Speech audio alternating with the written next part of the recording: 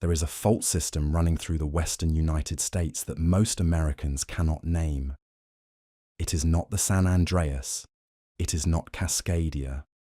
It is not any of the fault lines that have entered the cultural vocabulary of disaster.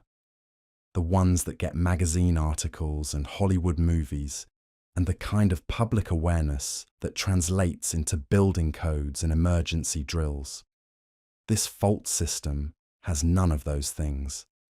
And on the night of April 13th, 2026, it tore open beneath a populated corridor in Nevada and reminded anyone paying attention that it is here, that it is active, and that it may be in the process of becoming the most consequential tectonic boundary on the North American continent. A magnitude 5.7 earthquake struck near a desert town called Silver Springs at approximately 8:47 in the evening local time.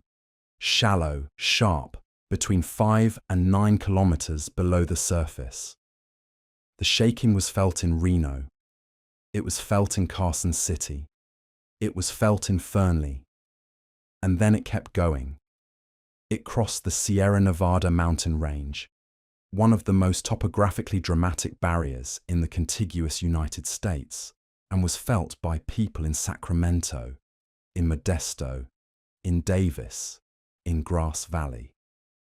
A magnitude 5.7 earthquake felt across 2 states and hundreds of kilometers of terrain. That is not standard behavior for an earthquake of that size. That is a system telling you something about the architecture of the crust it just ruptured through. The system has a name: the Walker Lane. And it is, by any honest measurement of seismic hazard in the United States, one of the most dangerous fault systems on this continent. Nevada, the state through which the Walker Lane primarily runs, ranks 3rd in the nation for seismic hazard, behind Alaska, behind California, ahead of every other state in the lower 48. The Reno-Carson City corridor, where hundreds of thousands of people live and where the region's fastest population growth has been concentrated, sits directly inside the deformation zone of this fault system. Not adjacent to it, inside it. Tesla's gigafactory sits inside it. Major data centers sit inside it. The state capital sits inside it. And on April 13th, the ground beneath all of it moved.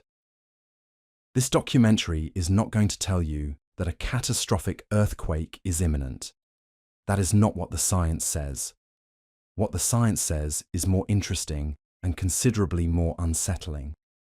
It says that we are dealing with a fault system whose individual strands are incompletely mapped, whose stress accumulation we can measure but cannot fully locate, whose historical record includes 4 magnitude 7 or greater earthquakes in just over a century, and whose long-term tectonic trajectory may involve replacing the San Andreas as the dominant plate boundary between the Pacific and North American plates. Not next year, not in our lifetimes, but over geological time, the boundary is moving inland, and the Walker Lane is where it is moving to. Stay with this.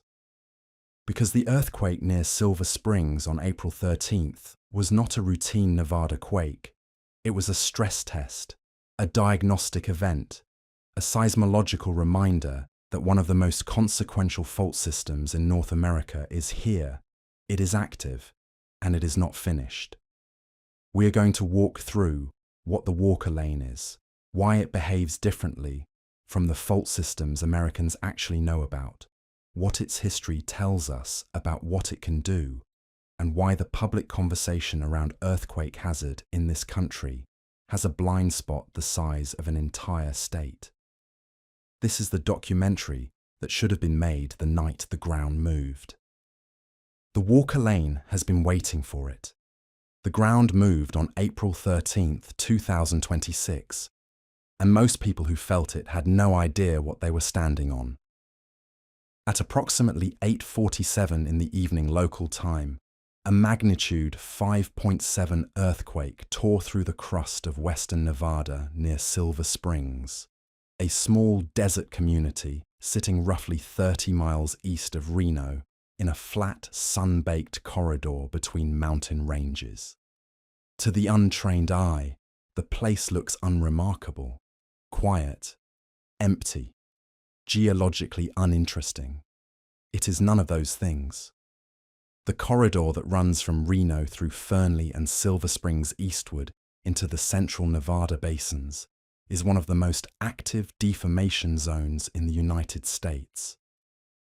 And on the night of April 13th, the ground beneath that corridor broke and told anyone listening something that the standard American earthquake conversation almost entirely misses.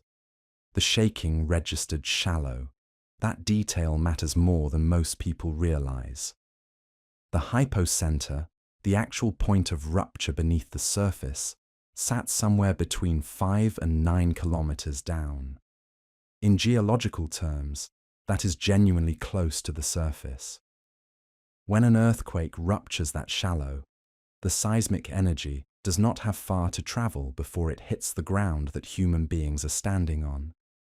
It arrives fast, unfiltered, sharp. People in Reno reported it as jarring and abrupt. Carson City felt it clearly. Fernley, sitting directly in the fault zone's structural path, rattled hard. And then the shaking did something a magnitude 5.7 is not really supposed to do. It kept going. It traveled west across the Sierra Nevada foothills and reached the Sacramento Valley in California, where people in Davis, Modesto, Grass Valley, and the broader Sacramento metropolitan area reported feeling the ground move. Think about the geometry of that distance for a moment. A magnitude 5.7 earthquake, which is not small but is also not catastrophic, was felt across hundreds of miles of terrain, separated by one of the most topographically dramatic mountain ranges in the contiguous United States. That is not normal attenuation behavior for an event of that size. Standard seismic energy decay models for continental earthquakes predict strong shaking in the immediate epicentral area, moderate shaking out to perhaps 50 kilometers, and felt but not damaging shaking out to perhaps 100 kilometers under favorable conditions. The April 13th event exceeded that envelope significantly. And the reason it exceeded it tells you something specific about the kind of crust the Walker Lane is embedded in. The basin and range geology of western Nevada, the alternating valleys and mountain blocks that give the region its distinctive landscape, has particular properties that enhance the propagation of certain types of seismic waves over long distances. The crust here is thin and extended. It acts as an efficient waveguide for what seismologists call LG waves. Regional surface waves that travel along the crust rather than diving down into the mantle. Energy that would be absorbed and scattered in thicker, more homogeneous continental crust travels farther here. The same magnitude earthquake produces a wider felt area in Nevada than it would in Ohio or Pennsylvania. This is why the April 13th event reached Sacramento. The crust was helping the message travel. The aftershocks began arriving within minutes. Magnitude 2.6, magnitude 3.1, magnitude 3.7. Through the night they kept coming, dozens of them, clustering in a spatial pattern that seismologists watching the real-time data found immediately interesting. The aftershocks were not stacking up in a tidy circular cloud around the main shock epicenter the way they often do after a simple single fault rupture. They were elongated, strung out along a northeast to southwest trending corridor. And that orientation matches something specific. It matches the structural grain of the Walker Lane fault system beneath the surface. the geometry of the faults that were already there before April 13th and that are now, in the wake of the main shock, continuing to adjust and rebalance. The crust is rarely done talking immediately after an event like this, but the pattern of how it is talking gives you a picture of the machinery underneath. And the machinery underneath is more complex, more interconnected, and more capable of producing larger events than a magnitude 5.7 alone would suggest. The initial magnitude assessments from the United States Geological Survey and the European Mediterranean Seismological Center came in quickly and in rough agreement. Magnitude 5.7, shallow crustal event, Western Nevada. Seismologists watching the data noted the wide felt footprint almost immediately. The numbers did not quite match the expected range. A 5.7 should fade into the background noise of regional seismicity well before it crosses a mountain range and starts waking people up in the Central Valley of California. The fact that it did not is the first clue that something structural, something about the specific geology of this region and the specific fault system that just ruptured, was amplifying and directing the energy in ways that are worth understanding. Understanding them starts with naming the system responsible, which most people, including most people who cover earthquakes for a living, did not do on the night of April 13th. The phrase Walker Lane appeared in almost no headlines. The breaking news framing reached for the familiar names: fault, earthquake, Nevada, felt in Sacramento. The deeper structural reality of what had just ruptured did not make the cut. The geography of earthquake awareness in the United States is deeply uneven, and that unevenness does not actually track the underlying hazard. People know about the San Andreas because it runs through California, a state full of major media markets, major universities, and a cultural identity that has incorporated earthquake awareness into its civic mythology.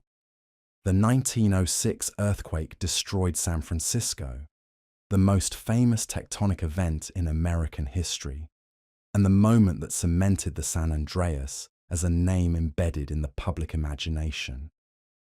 The 1989 Loma Prieta earthquake interrupted the World Series and was broadcast live to tens of millions of viewers. The 1994 Northridge earthquake hit the Los Angeles metropolitan area during morning rush hour and produced freeway collapse footage that became the most replayed news image of that year. These events shaped collective memory and cemented the San Andreas as the name Americans reach for when they think about earthquake risk on the West Coast. Cascadia entered the popular consciousness more recently, largely through a single magazine article published in The New Yorker in 2015 by Catherine Schultz, titled The Really Big One. That article won a Pulitzer Prize and explained in clear and frightening terms that the Cascadia subduction zone off the coast of the Pacific Northwest is capable of producing a magnitude 9 earthquake, and that the resulting tsunami would devastate a heavily populated coastline. The article was widely read and shared, and it permanently elevated Cascadia in the public hazard vocabulary. Today, if you ask a reasonably informed American to name a dangerous fault, they will say San Andreas. If you ask them to name a second one, many of them will now say Cascadia. If you ask them to name a third one, almost none of them will say Walker Lane. And this is a problem. It is not just a problem of public communication. It reflects a genuine asymmetry in how earthquake hazard is perceived and discussed in this country. And that asymmetry has real consequences for infrastructure investment, building codes, emergency preparedness, and land use planning in the states that the Walker Lane actually runs through. Here is a number that might reframe things. Nevada ranks third in the United States for seismic hazard, behind only Alaska and California. Not fourth, not eighth, third. In the United States Geological Survey's National Seismic Hazard Models, the probability of experiencing strong ground shaking in parts of Nevada over a 50-year period is comparable to large sections of coastal California. The Reno-Carson City corridor, where hundreds of thousands of people live, where the region's fastest population growth over the past 2 decades has been concentrated, where major infrastructure including highways, bridges, water systems, and the power grid serves a growing economy, sits directly within the Walker Lane deformation zone. The fault system that ruptured on April 13th does not run around Reno, it runs through it. Part of why public awareness has not caught up to the geology is the nature of the Walker Lane itself. It is not a single dramatic fault line that you can draw on a map in one stroke. It is a distributed system, a zone of deformation that expresses itself as dozens of individual fault strands running through a 100-kilometer-wide belt of terrain rather than along a single cleanly identifiable boundary. You cannot point at the Walker Lane the way you can point at the San Andreas and say, "Here it is." It is more diffuse than that, more geographically ambiguous, harder to communicate to a general audience. When the ground breaks along the San Andreas, the story tells itself. Here is the fault. Here is where it moved. Here is the scar in the landscape. When the Walker Lane releases stress, the story is messier. Multiple fault strands, distributed energy release, spatial complexity that requires weeks of seismological analysis to fully characterize. That complexity is real. But it does not make the hazard smaller. If anything, it makes the hazard more insidious, because distributed systems can release energy across multiple fault strands in sequences that amplify the total damage beyond what any single rupture would produce. The population growth factor is also not a small thing. Nevada is one of the fastest growing states in the country.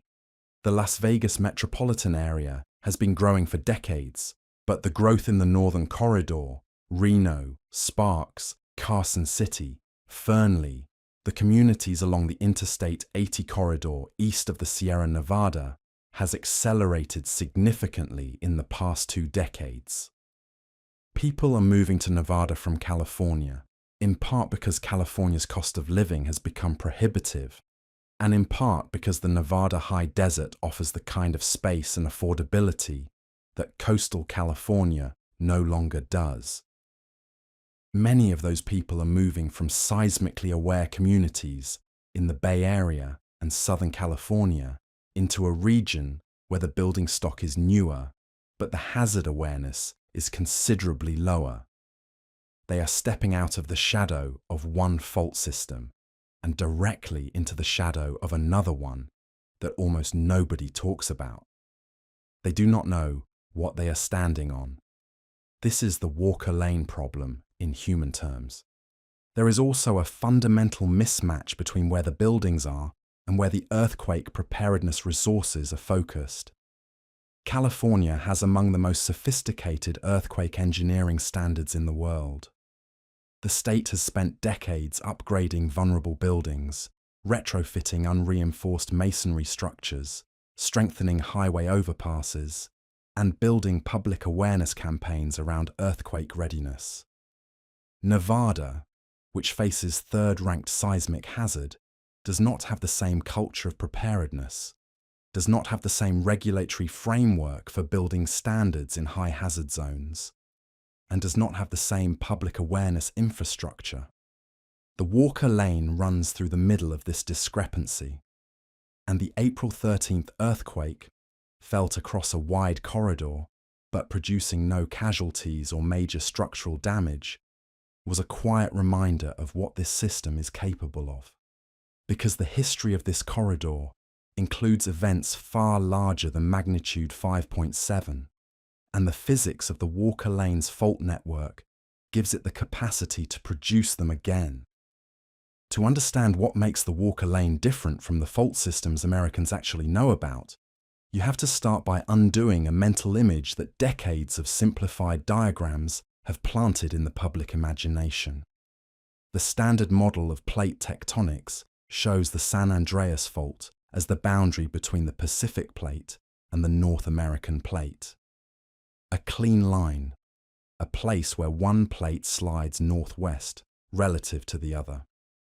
That model is correct as far as it goes, but it is incomplete in a way that matters enormously for understanding the actual seismic geography of the western United States. Because the San Andreas does not absorb all of the relative motion between the two plates, it absorbs most of it, approximately 75 to 80%. The remaining 20 to 25% has to go somewhere else, and a significant portion of it goes into the Walker Lane.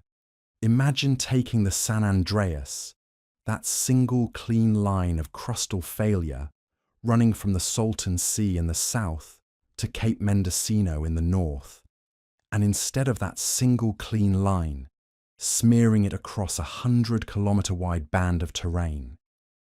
Not one fault, but dozens. Not one identifiable boundary, but a zone of distributed deformation where the crust has been pulled, sheared, stretched, and fractured over millions of years into a complex network of intersecting and sub-parallel fault strands. Some of those strands are long and well mapped. Others are short and poorly characterized. Some run northwest to southeast in strike-slip mode, with the two sides grinding horizontally past each other. Others run roughly north-south in normal fault mode, with the crust pulling apart and one side dropping relative to the other. Many places in the Walker Lane feature both types of faulting operating simultaneously, creating what geologists call a transtensional environment, a combination of lateral shearing and crustal extension that produces distinctive geological signatures and complicated seismic behavior. That is the Walker Lane, and it extends from the area east of the Sierra Nevada, in Owens Valley in the south, northward through the basin and range terrain of Nevada, covering a swath of terrain that includes the Reno-Carson City metropolitan area, the growing communities along the Interstate 80 corridor, and the agricultural and small-town communities of the Lahontan Valley, including Fallon, the site of a naval air station that probably has earthquake plans, and Silver Springs, the small community near the April 13th epicenter that probably does not. The tectonic context for the Walker Lane requires understanding something that is counterintuitive to most people who learned their plate tectonics from a simplified diagram. Global Positioning System measurements, the network of GPS stations that allows geologists to measure the movement of the ground surface at millimeter per year precision, confirm directly that the Walker Lane is absorbing real plate motion. Stations within the Walker Lane show measurable motion toward the northwest relative to stable North America, consistent with the system absorbing a share of the Pacific North American plate motion that the San Andreas does not fully accommodate. The measurements show gradients, different stations moving at slightly different rates, the total motion distributed across the width of the deformation belt rather than concentrated at a single boundary. That distributed GPS signal is the surface expression of the Walker Lane's fundamental character as a diffuse, wide, complicated plate boundary system rather than a sharp line. What makes this particularly interesting from a geological perspective is that the Walker Lane appears to be growing its share of the total plate motion over geological time. The evidence comes from multiple directions. Geodetic measurements show current motion. Geological mapping shows the cumulative offset on Walker Lane fault strands over millions of years. Paleoseismic investigations, trenching across faults to study the sedimentary record of past earthquakes. show repeated large ruptures throughout the Quaternary period. Taken together, these lines of evidence suggest that the Walker Lane is not a static feature. It is an evolving boundary. The relative importance of the Walker Lane versus the San Andreas in accommodating Pacific North American plate motion has been shifting over geological time, with the Walker Lane increasingly taking on more of the load. Some geologists have taken this reasoning to its logical conclusion and proposed that the Walker Lane may represent the early stages of a future plate boundary reorganization. A new tectonic boundary forming in slow motion across the interior of the western United States. We will return to that idea later in this documentary because it has profound implications for how we think about long-term seismic hazard in this region. But for now, the immediate point is this. The April 13th earthquake occurred in a system that is actively accommodating a significant fraction of two-plate motion in a region where that motion is distributed across a complex fault network rather than concentrated on a single identifiable boundary. This is not a local Nevada story. It is a plate tectonic story that happens to be playing out beneath one of the fastest growing urban corridors in the American West. The structural complexity of the Walker Lane has direct consequences for how hazard models handle it. The standard approach to earthquake hazard modeling involves identifying individual fault sources, characterizing their geometry and slip rates from geological and geodetic data, estimating their maximum magnitude and recurrence interval from paleoseismic evidence, and propagating the resulting ground motion through site-specific amplification models to produce maps of expected shaking. This approach works reasonably well for simple, well-characterized fault systems. For the Walker Lane, the approach faces a fundamental data limitation. Many of the individual fault strands within the system are not well enough characterized to serve as reliable inputs to the model. The geometry is uncertain, the slip rates are poorly constrained, the paleoseismic record is incomplete. And because some of the faults within the zone may be short, interconnected, and capable of triggering each other, the relationship between individual fault sources and the total system hazard is not straightforward. The result is that Walker Lane hazard estimates, even in the best available models, carry larger uncertainties than estimates for better characterized fault systems. That uncertainty does not mean the hazard is lower. It means we know less about what form it will take when it next manifests at full scale. Most fault systems, when they rupture, follow a predictable script. A section of fault that has been locked, held together by friction, while the tectonic plates on either side continue moving, eventually accumulates enough strain to overcome that friction. The fault breaks along that locked section, releasing the accumulated strain as an earthquake. After the earthquake, the fault may experience aftershocks as the crust around the rupture zone adjusts to its new stress state. Then the fault goes back to being locked, starts accumulating strain again, and waits for the next rupture.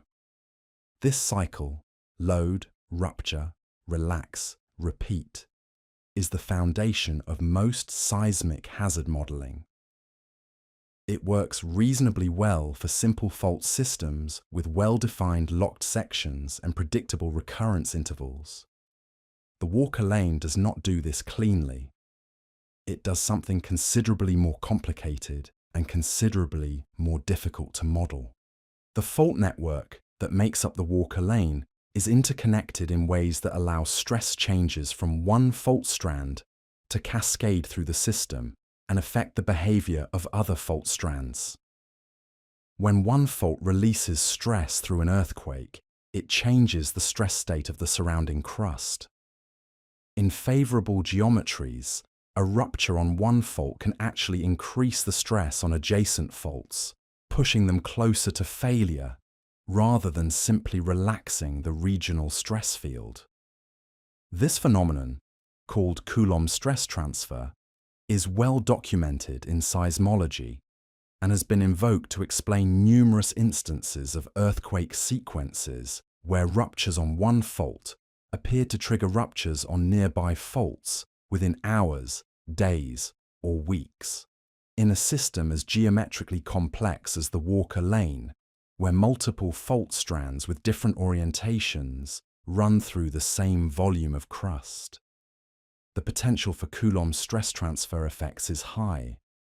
The history of the Walker Lane includes sequences where this is exactly what appears to have happened, where a large earthquake on one fault strand was followed, sometimes within minutes, by a large earthquake on an adjacent strand, as the stress pulse from the first event pushed the second fault over its failure threshold. The classic and most dramatic example of this in the Walker Lane's modern record happened in 1954, and it is a sequence that anyone who lives in western Nevada should know about, even though almost none do. On December 16, 1954, a magnitude 7.1 earthquake ruptured the Fairview Peak Fault in central Nevada. It was one of the largest earthquakes in the United States in the 20th century, producing spectacular surface rupture and massive ground displacement across the desert. And then, approximately 4 minutes later, a second major earthquake, magnitude 7.0, ruptured the Dixie Valley Fault, roughly 40 kilometers to the northeast. 2 earthquakes, each approximately magnitude 7, 4 minutes apart, on different fault strands in the same regional system. The Fairview Peak rupture altered the stress field around it in exactly the geometry needed to bring the Dixie Valley Fault to failure. 4 minutes was all it took. The Walker Lane in December of 1954 demonstrated in real time that it is not a collection of independent faults operating in isolation. It is a networked mechanical system capable of producing chain reaction ruptures that amplify the total energy release far beyond what any single fault strand would produce alone. The physics of what happened in 1954 is worth understanding in more detail because it tells you something about what the Walker Lane is structurally and why moderate events like the April 13th earthquake matter for interpreting the system as a whole. When the Fairview Peak Fault ruptured, it released a massive amount of accumulated strain along a segment of crust that had been locked for a long time. That release was not just a local event. The energy released by the rupture propagated outward through the surrounding crust as seismic waves, and it also changed the static stress field around the rupture, the permanent quasi-static redistribution of stress in the crust that persists after the seismic waves have passed. In certain geometries, this static stress change increases the stress on nearby fault segments. The technical term is positive Coulomb failure stress change, a region of crust where the stress has been pushed in the direction of failure rather than away from it. The Dixie Valley Fault, sitting roughly 40 kilometers northeast of the Fairview Peak rupture zone, happened to be in a region where the Coulomb stress change from the Fairview Peak event was positive. How positive? Positive enough to bring the Dixie Valley Fault, which had presumably been accumulating its own strain through years of tectonic loading, over its failure threshold. The result was a magnitude 7 earthquake 4 minutes after the Fairview Peak rupture. Not a coincidence, not an unrelated event. A direct mechanical consequence of the first rupture, propagated through the crust at roughly the speed of seismic waves. The 4-minute gap between Fairview Peak and Dixie Valley is, in geological and seismological terms, essentially instantaneous. From the perspective of a seismologist trying to characterize the sequence in real time, it would have been challenging even with modern instrumentation to fully separate the two events in the initial minutes. With 1954 instrumentation, sparse networks, analog recordings, no digital signal processing, the complexity of what had just happened was not fully appreciated until scientists had time to study the records carefully. In 2026, with a dense network of modern seismometers covering the region, real-time GPS, and sophisticated automated earthquake detection algorithms, the monitoring capability is dramatically better. Whether it is good enough to detect the early warning signs of a comparable cascade before it happens, rather than after, is a more complicated question. What the Fairview Peak and Dixie Valley sequence demonstrates in terms that remain directly applicable to the April 13th rupture is this. In a geometrically complex interconnected fault system, the stress change from one earthquake can be the proximate cause of the next one. The magnitude 5.7 of April 13th changed the stress field in the surrounding Walker Lane crust. By how much, in what direction, and with what implications for specific neighbouring fault strands? These are the questions that seismologists will be working through in the weeks following the event. The answers will not come immediately, and they will carry uncertainty. But the Fairview Peak and Dixie Valley precedent establishes clearly that the system we are dealing with is one where these effects are not merely theoretical. They are historical. They happened here. And the faults are still here. If you want to understand what the Walker Lane is actually capable of, you need to know its history. Not the ancient geological record, though that tells a story too. The relatively recent historical record. The earthquakes that occurred within living memory, or close to it, in a region where the population was sparse enough that the events registered primarily as scientific curiosities rather than human catastrophes. Because this history defines the envelope of what this system has done in the recent past, and what it can therefore do again. The sequence begins in 1915. On October 2nd, 1915, a magnitude 7.2 earthquake struck the Pleasant Valley region of central Nevada, a broad flat basin bordered by steep fault-bounded mountain ranges, roughly in the geographic center of the state. The Pleasant Valley earthquake produced over 60 kilometers of surface rupture, with fault scarps several meters high, appearing along the basin-bounding rangefront fault in a matter of seconds. The desert landscape of central Nevada was effectively torn open in a straight line for 60 kilometers.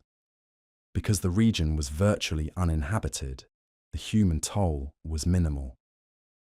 The seismological significance was enormous.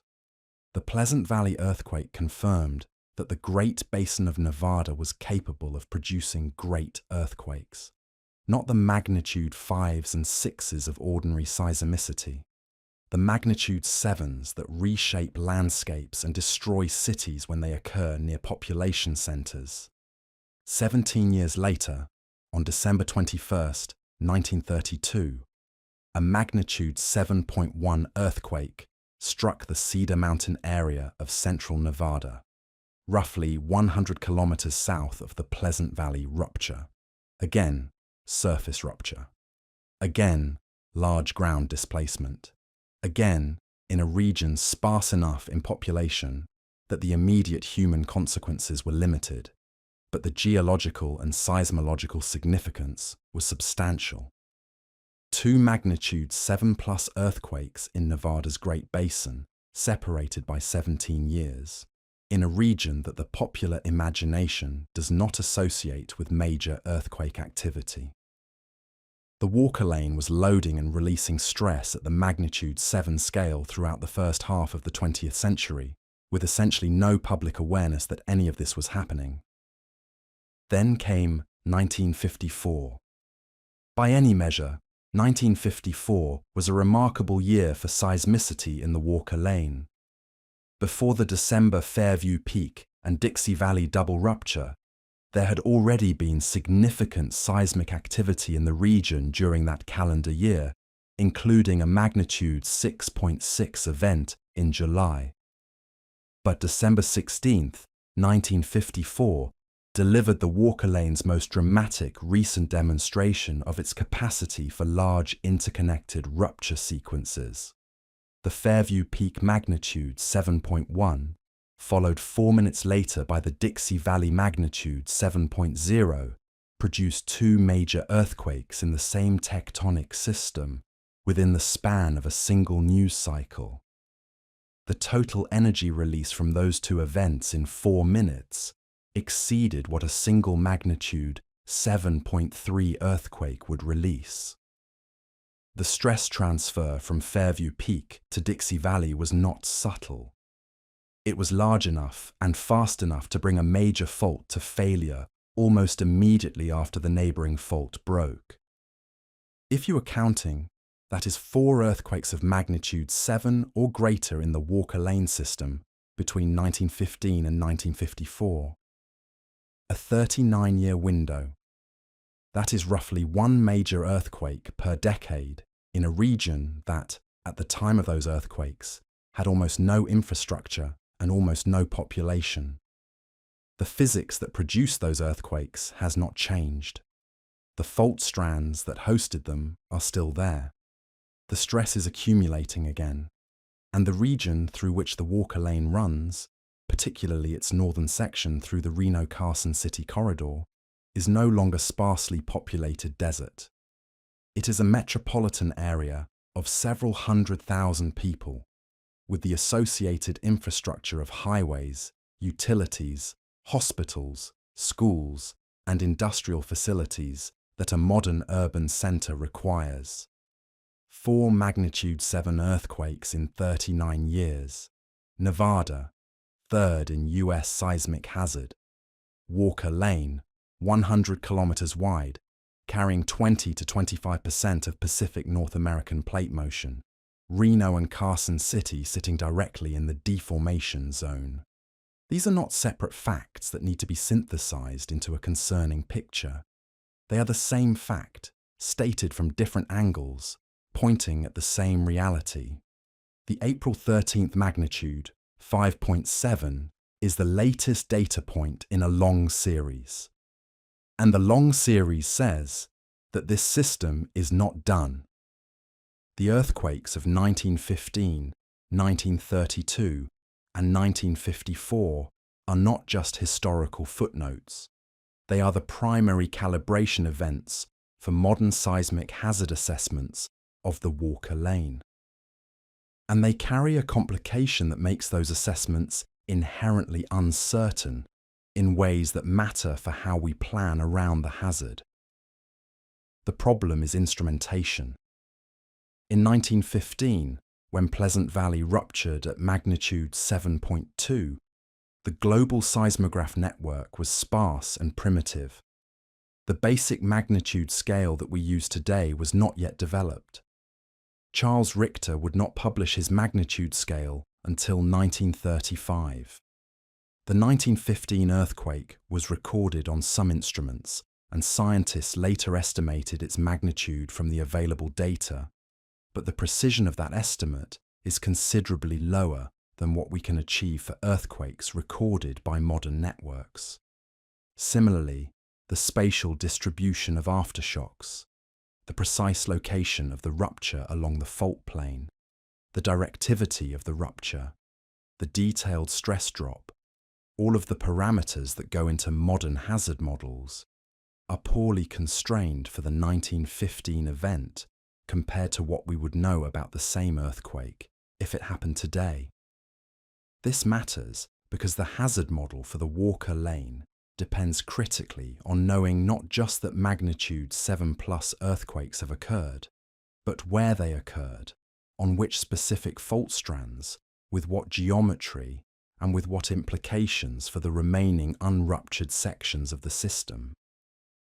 If the 1915 Pleasant Valley earthquake ruptured 60 kilometers of a fault strand that is 100 kilometers long, then there are 40 kilometers of that fault strand that have not yet ruptured in the recent historical period. 40 kilometers that may be accumulating strain and approaching failure. But if the mapping of the rupture zone is uncertain, then the identification of the unlocked versus locked portions of the fault is also uncertain. The hazard is real, but its spatial distribution is blurred by the limitations of the historical record. There is a particular kind of scientific unease that comes from knowing something is loading without knowing where it will unload. It is the feeling of a system with known inputs and unknown outputs. The Walker Lane is exactly this kind of system. The inputs are well constrained. The Pacific Plate is moving northwest relative to the North American Plate at approximately 50 millimeters per year across the full plate boundary. Of that motion, approximately 10 to 12 millimeters per year is being accommodated within the Walker Lane deformation belt, distributed across its various fault strands. This is not a guess or an inference. It is a measurement, repeated year after year by the GPS network, and it is stable. 10 to 12 millimeters per year going into the Walker Lane every year, continuously, as the plates grind past each other. The outputs, meaning the earthquakes that release the accumulated strain, are not well constrained. We know the system has released magnitude 7+ events in the historical period. We know from paleoseismic investigations that large earthquakes have occurred repeatedly in the prehistoric record on many of the major Walker Lane fault strands. We know that the system has the total slip budget to produce large earthquakes on a recurrence interval of centuries to millennia on individual faults. But we do not know which fault strand is closest to failure right now. We do not know whether the strain accumulation is uniform across the system or concentrated in specific locked sections. We do not know whether some fault strands are releasing strain aseismically through slow, quiet creep that never produces a felt earthquake but still accommodates plate motion, or whether they are fully locked and saving up energy for a future large rupture. The GPS measurements help with this, but imperfectly. A fully locked fault section will show up in the GPS data as a zone of lower horizontal velocity gradient. The ground surface on either side of the fault is not slipping smoothly past each other, so there is a relative velocity deficit that builds up over time and can be detected by comparing GPS station velocities across the fault zone. But detecting this requires GPS stations close enough to the fault on both sides, with long enough measurement histories to distinguish the locking signal from the noise in the geodetic data. For the best characterized faults in the Walker Lane, this analysis has been done and gives useful constraints. For the poorly characterized faults, the ones with limited geodetic coverage, the ones whose surface expression is unclear, the ones that may be entirely unmapped, the locking state is essentially unknown. This is the silent buildup problem. The Walker Lane is loading. We can measure the total loading rate. We cannot fully map where that load is being stored. We cannot identify the specific fault strands that are most critically stressed at this moment. We cannot tell you which segment of this system is going to rupture next, or when, or at what magnitude. This is not a failure of the science. It is an honest acknowledgement of the limits of what geodesy and seismology can currently tell us about a complex distributed fault system in a region with imperfect spatial coverage. The April 13th earthquake moved the system. It changed the stress field. It produced an aftershock sequence that is giving us new information about where the active structures are in the Silver Springs corridor. But it did not solve the overall mapping problem. The Walker Lane still has more unknown stress distribution than known. The blind spots are real, and they are large. GPS geodesy has partially addressed this for the present day.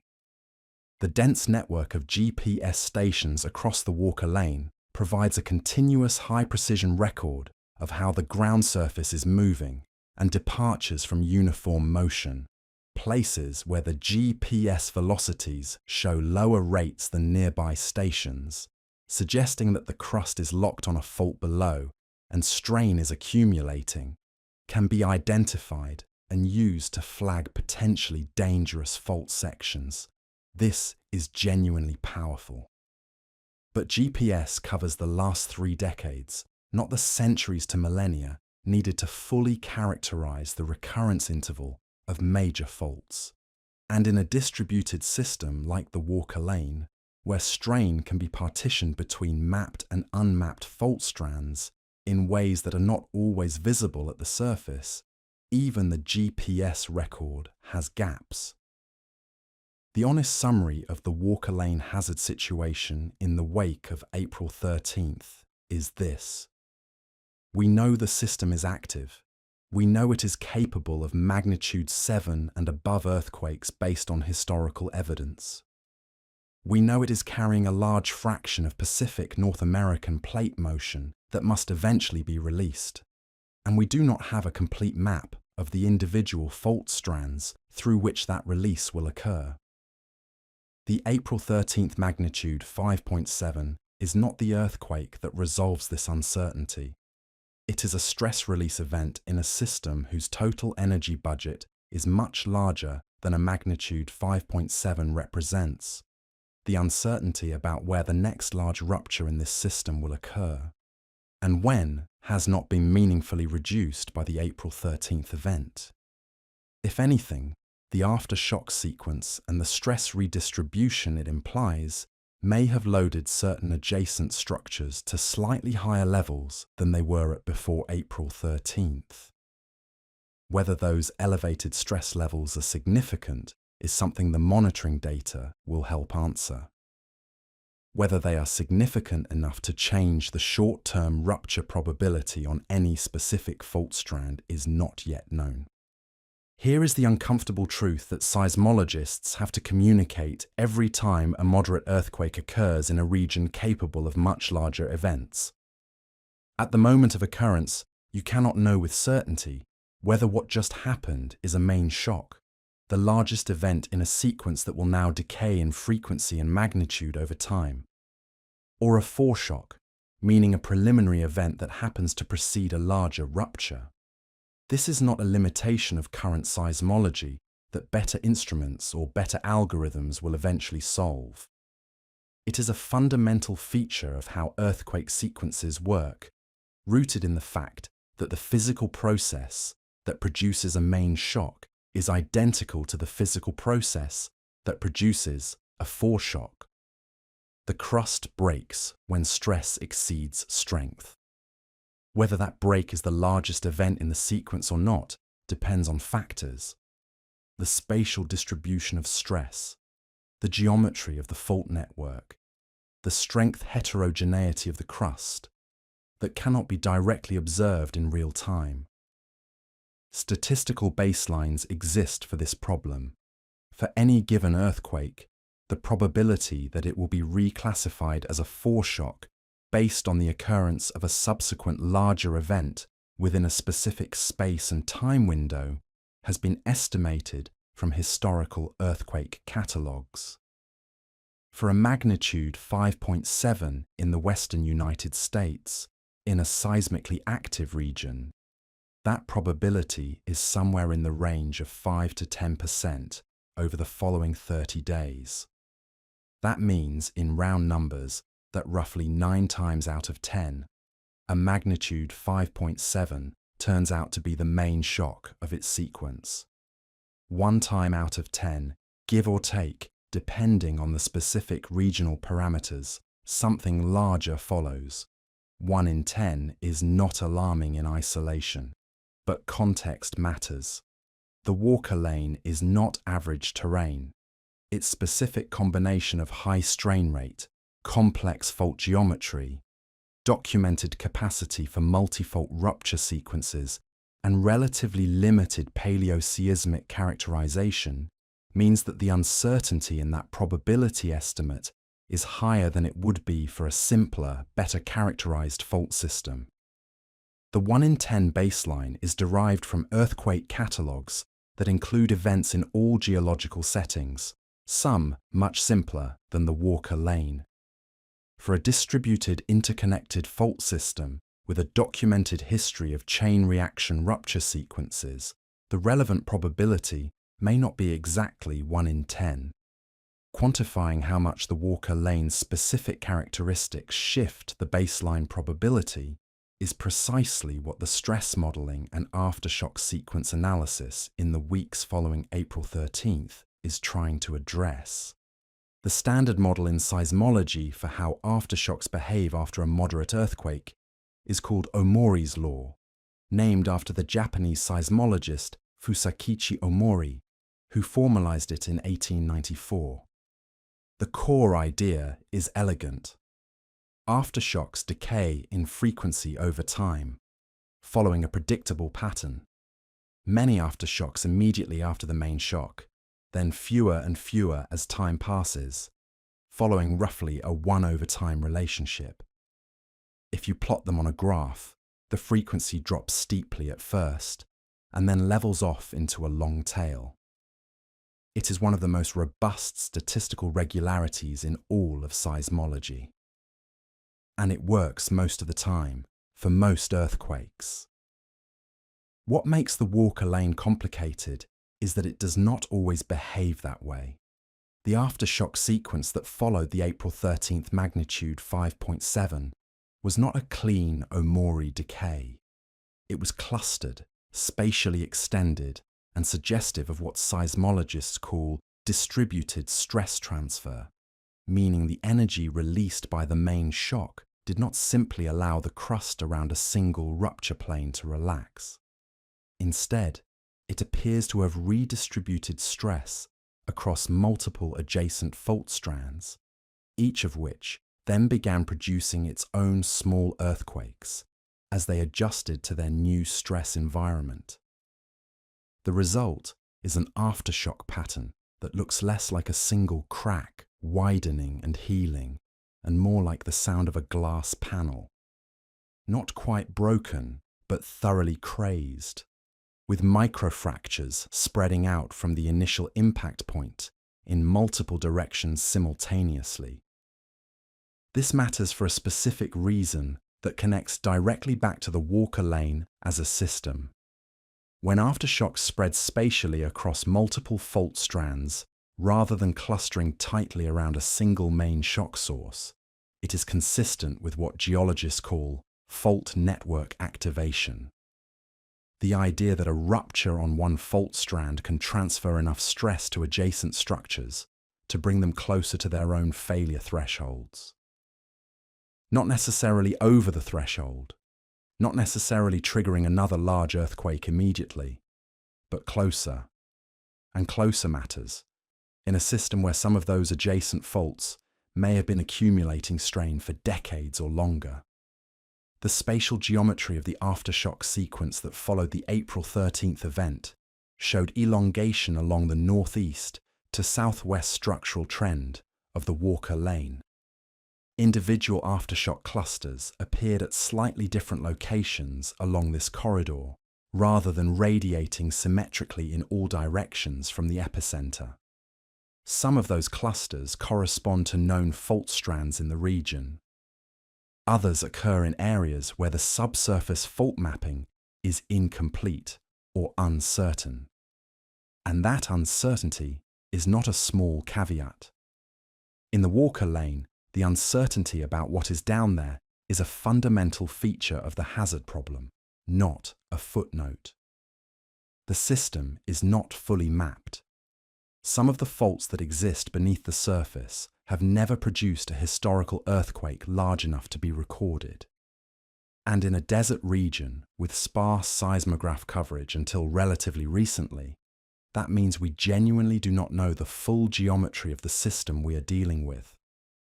What the community of scientists monitoring this sequence will be watching for is specific seismological signatures that would elevate concern.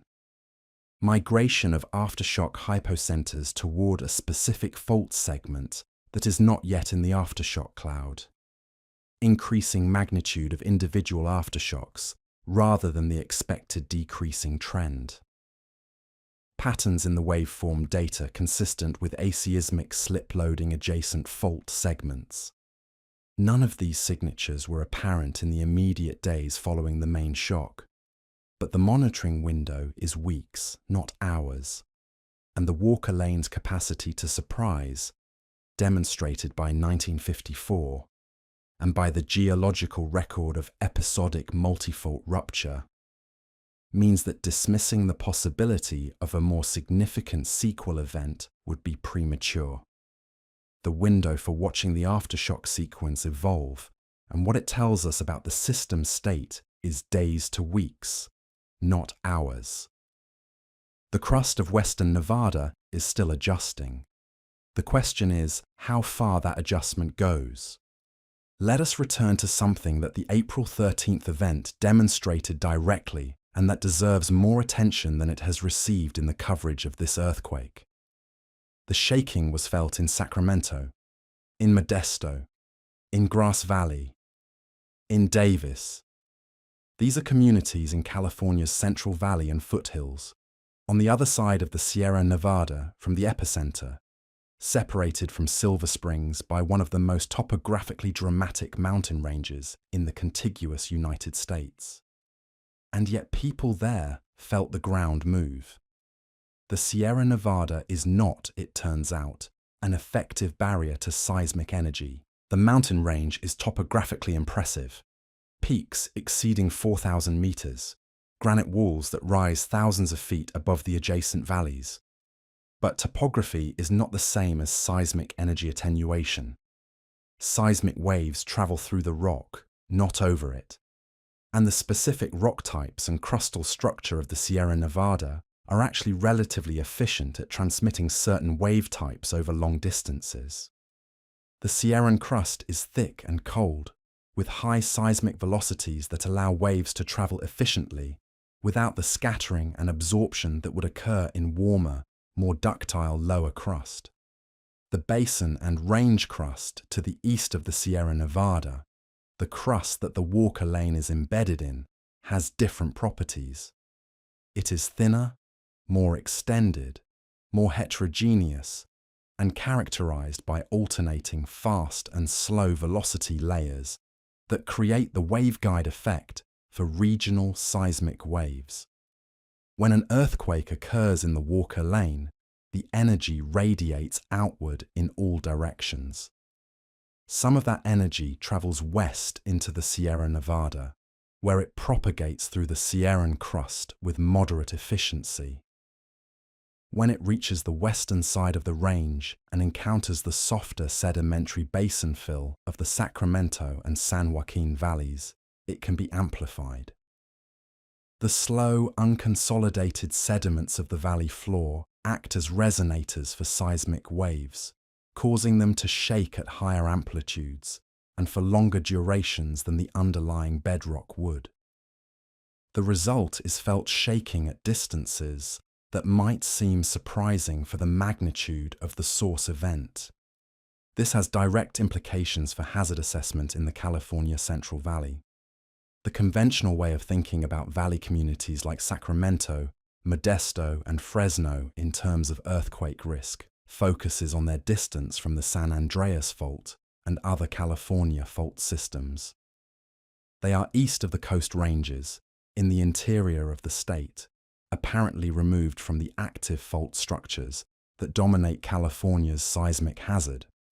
What the April 13th event reminds us is that the Walker Lane, which runs through Nevada, can generate ground motion that is felt in these valley communities because of the specific geometry of the crustal waveguide and the amplification properties of the valley sediments.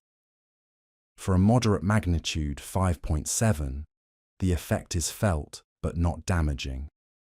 For a Walker Lane magnitude 7 or above, which the historical record says is possible, the implications for felt area and potential damage extent in valley communities would be considerably different. The wide felt footprint of the April 13th event is not a curiosity or an anomaly. It is a demonstration of how efficiently the Walker Lane system can transmit seismic energy westward into the California interior.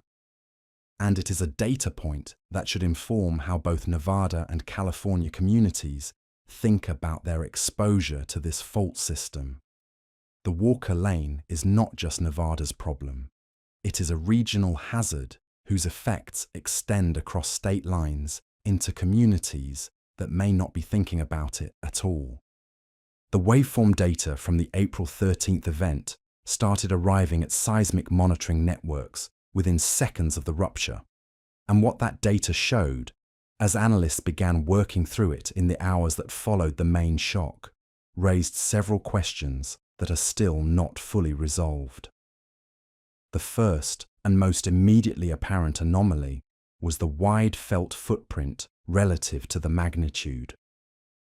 Standard attenuation models for continental earthquakes predict how quickly ground motion diminishes with distance from the source. For a magnitude 5.7 at roughly 5 to 9 kilometers depth in the western United States, those models suggest strong shaking in the immediate epicentral area, moderate shaking at distances of 30 to 50 kilometers, and felt but not damaging shaking out to perhaps 100 kilometers in favorable conditions. The April 13th event was felt at considerably greater distances than that. Reports from the Sacramento Valley represent ground that is 200 kilometers or more from the epicenter, across the barrier of the Sierra Nevada mountain range. That range of felt reports is not impossible, but it is notably larger than the median expectation for this magnitude and depth. The deeper scientific question is about the rupture geometry itself. In the immediate aftermath of a significant earthquake, seismologists attempt to determine the fault plane solution, essentially which direction the fault was oriented, how it was dipping, and which direction the two sides of the fault slid relative to each other. For a simple, clean rupture on a single fault, this analysis is relatively straightforward. The waveforms from different directions carry predictable patterns of compression and tension that allow the fault orientation to be determined. For complex ruptures on multiple fault strands, or at fault junctions where different structural orientations intersect, the analysis becomes much more difficult. The April 13th waveform data showed characteristics consistent with a complex rupture, the kind of signature you get from a system that is not breaking along a single clean plane, but activating across multiple structures with different orientations simultaneously. This is consistent with what the Walker Lane is. The system's fault strands include both northwest trending strike-slip faults and more northerly trending normal faults. And in many places, these structures intersect or run closely parallel to each other, creating zones where the stress field is complicated and where ruptures can switch between fault orientations mid-event. Whether the April 13th rupture involved that kind of geometric complexity is something that the full finite fault solution, which requires more data and more processing time than the immediate post-event analysis, will eventually clarify. But the early indicators are consistent with Walker Lane behavior, distributed, geometrically complex, involving more than one structural element, not a line crack in the crust, a fractured volume releasing stress across a zone. Pull up the United States Geological Survey National Seismic Hazard Map right now. Open a new tab, type it in, look at it. What you see is a color-coded picture of earthquake risk across the United States. And for most people, it confirms exactly what they expect. California blazes, the San Andreas system, the East Bay faults, the Southern California fault networks. all of it lighting up in the deep reds and oranges that represent the highest probability of strong ground shaking over a 50-year window. The Pacific Northwest glows along the coast, exactly where Cascadia sits offshore, waiting. These are the places the map confirms, the places the public narrative already told you to be afraid of. But then there is something else on that map, something most people's eyes slide right past. There is a band of elevated hazard running through Nevada, not skirting the edges, not clipping a corner, running through it, cutting straight through the Reno-Carson City corridor, extending southward through the heart of central Nevada, bleeding into eastern California along a belt of terrain that has no famous name in the public vocabulary. No Hollywood disaster movie attached to it. No Pulitzer Prize-winning magazine article that burned it into collective memory. The colours on that map in this corridor are not mild. In parts of the Walker Lane belt, the hazard levels are comparable to, and in some zones exceed, significant portions of coastal California. Not almost as bad. Comparable. On the same map. In the same colour range. That is what the data says. And that gap between what the data says and what the public conversation reflects is one of the most consequential disconnects in American hazard communication right now. The hazard map exists. It is published by the federal government. It is updated regularly. It is freely available to anyone with an internet connection. And it has been showing this pattern for years. The Walker Lane has been a high hazard zone in US seismic models for as long as those models have been sophisticated enough to incorporate distributed fault systems. And yet the awareness of that pattern, even among the people who live within it, is fractional compared to the awareness of California's seismic risk. The reason is partly the way hazard communication operates in this country. People learn about earthquake risk through events, not through maps. The map is abstract. The earthquake is concrete. California has had concrete earthquakes that produced concrete consequences, and those events shaped the cultural awareness of risk in that state. The Walker Lane has had concrete earthquakes too. Magnitude 7 ruptures, 60-kilometer surface scars, ground displacement, measurable in meters. But those events occurred in places where almost nobody was watching. The hazard map captures the underlying reality. The cultural memory captures only the events that registered as human catastrophes. And in Nevada, the events that registered as catastrophes have not yet occurred. Not because the system has not produced the earthquakes. It has. The earthquakes simply happened in the desert, before the desert filled up with people. And the people who fill it now are mostly unaware that the system that produced those earthquakes is still here, still loading, still capable. What does the hazard map actually say about specific locations within the Walker Lane corridor? In the Reno metropolitan area, the probability of experiencing strong ground shaking, defined as shaking sufficient to cause damage to ordinary buildings, over a 50-year period is in the range that the USGS classifies as high to very high, depending on the specific location within the metropolitan footprint. This is comparable to the hazard level in parts of the San Francisco Bay Area and Los Angeles. In Carson City, the hazard level is similarly high. Along the Interstate 80 corridor east of Reno, the corridor that includes Sparks, Fernley, and the industrial growth zone, the hazard remains elevated as the corridor crosses through some of the most densely faulted portions of the Walker Lane system. In central Nevada, in the Lahontan Valley around Fallon and Silver Springs, the hazard is high enough that any rational planning framework would treat it as a primary consideration in infrastructure design. The April 13th earthquake occurred precisely in this zone. The system that produced it is the same system that the hazard map has been flagging for years. The shaking that occurred is consistent with what the map predicts.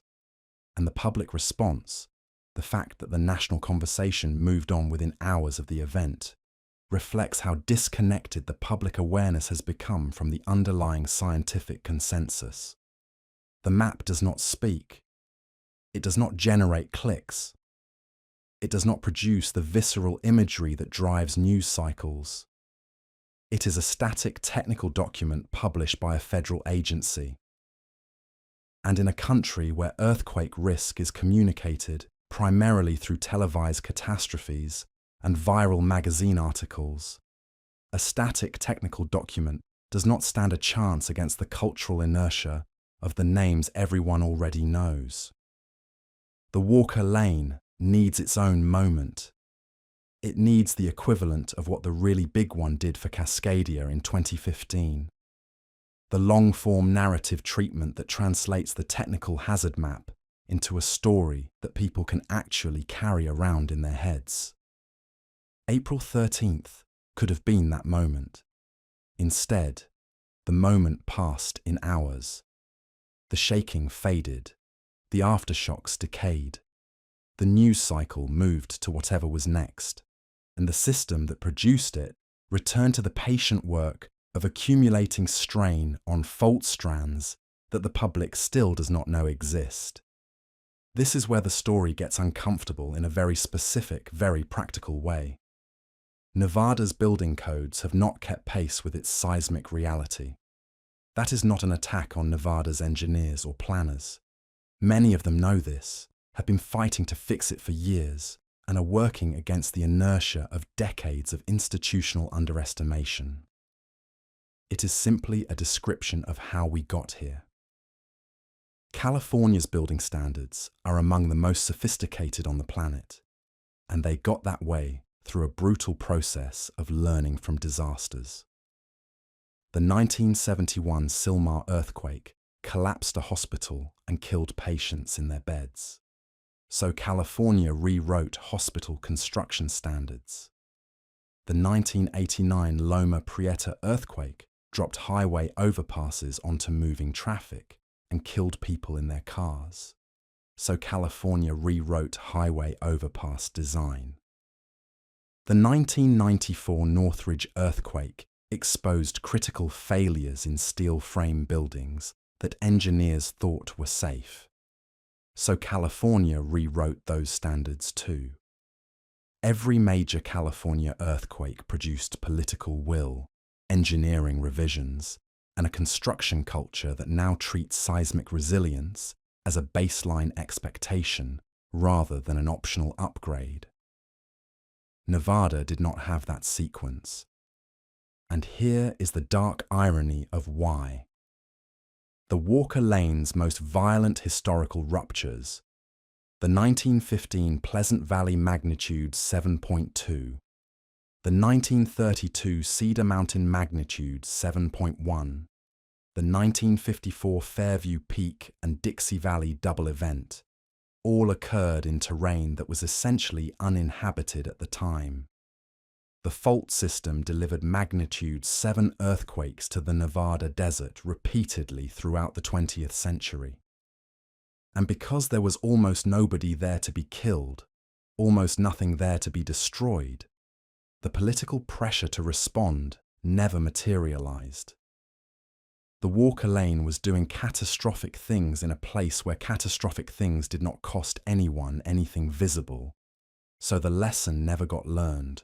The codes never got rewritten with the same urgency. The culture of preparedness never developed, and then people moved in. Nevada is one of the fastest growing states in the country. The growth in the Northern Corridor, Reno, Sparks, Carson City, Fernley, the communities along Interstate 80 east of the Sierra Nevada, has been significant and sustained. A large portion of that growth is people relocating from California, specifically from the Bay Area and Southern California, priced out of coastal markets and drawn by Nevada's space, affordability, and lack of state income tax. These are people who in many cases grew up in earthquake country, who know what a shake alert notification sounds like, who have go bags and know where their gas shutoff is. And they are moving from communities with sophisticated earthquake preparedness cultures into a region where the hazard is comparable and in some metrics worse, but where the institutional response has not caught up. They are stepping off one fault system and onto another, and most of them do not know the new one's name. The infrastructure that serves these growing communities was largely built during a period when Nevada's seismic risk was acknowledged in general terms, but not fully integrated into construction culture at the level the hazard actually demands. Unreinforced masonry buildings, the kind that kill people when they fall, still exist in these cities. Infrastructure built to standards that California revised after major disasters has not necessarily been revised here, because Nevada did not have those disasters. Bridges, overpasses, water systems, the power grid. All of it was engineered in a context that underweighted the third-rank national seismic hazard that the USGS map has been showing for years. The economic footprint inside the Walker Lane is substantial and growing. Tesla's Gigafactory sits east of Reno, in the middle of the deformation zone.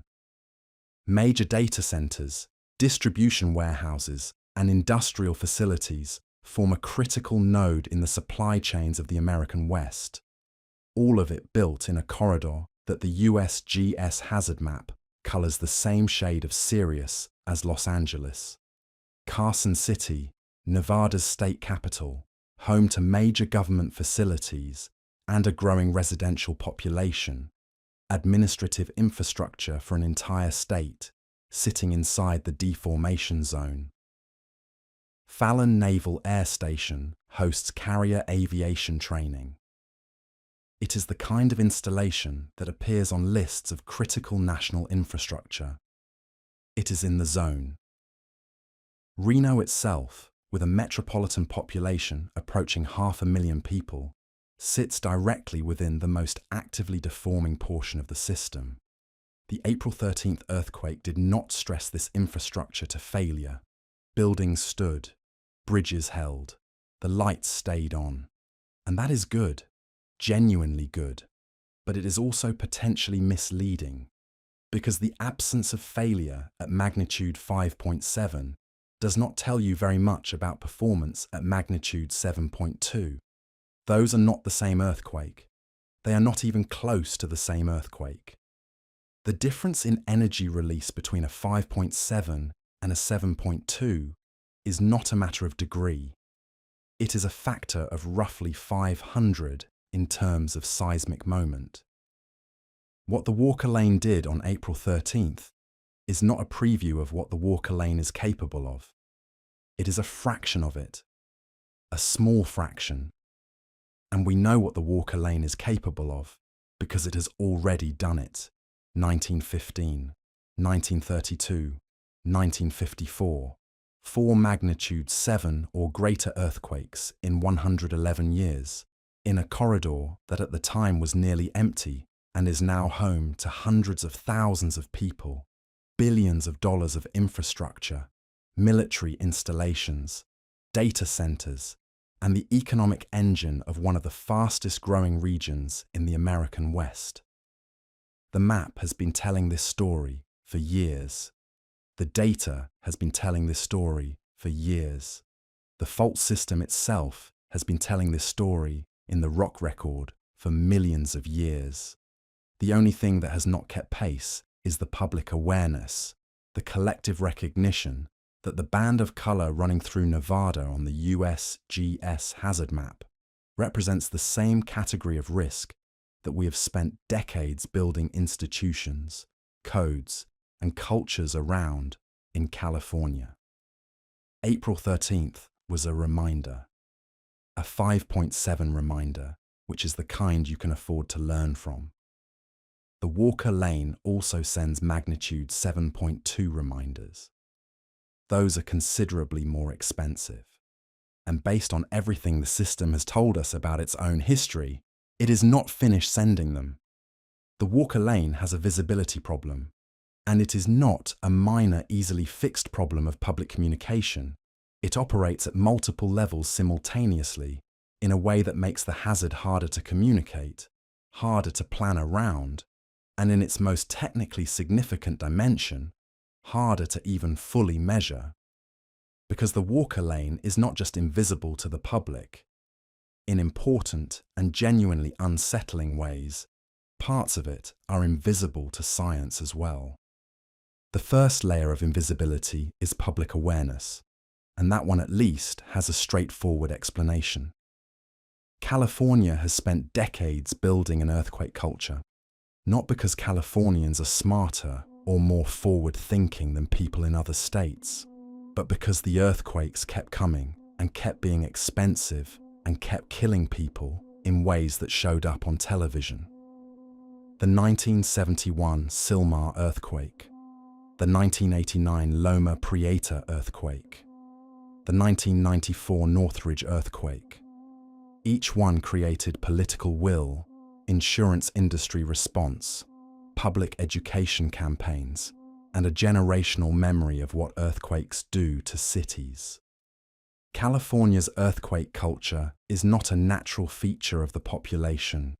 It was built event by event through repeated painful instruction. Nevada has not had that instruction.